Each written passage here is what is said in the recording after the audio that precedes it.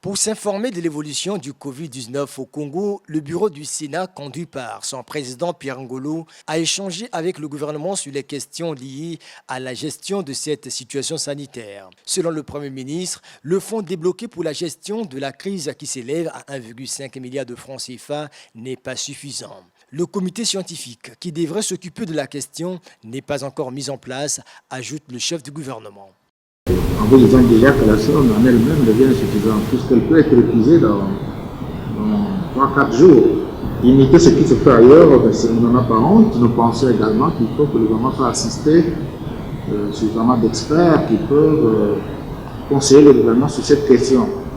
Je crois que ce que vous dites ici, c'est une proposition que nous acceptons.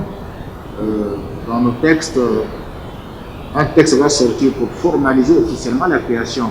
Mais sur le fait, sur la réalité, déjà, ce comité existe déjà puisqu'il conseille déjà le ministre, mais il faudra le formaliser, lui donner un chef, et ce chef sera connu dans les meilleurs délais, et autour de lui, il y aura tous les spécialistes.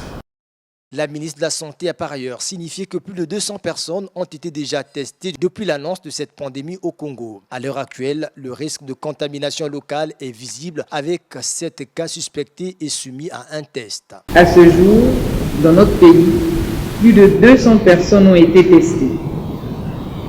Nous avons 4 cas confirmés, mais comme partout ailleurs, ce chiffre risque d'accroître puisque nous attendons avec impatience les résultats de 7 autres personnes qui ont développé les signes de la maladie avec un lien contact.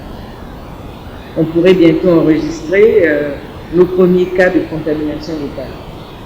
La prochaine réunion du Conseil des ministres pourra faire des révélations inattendues à ce sujet.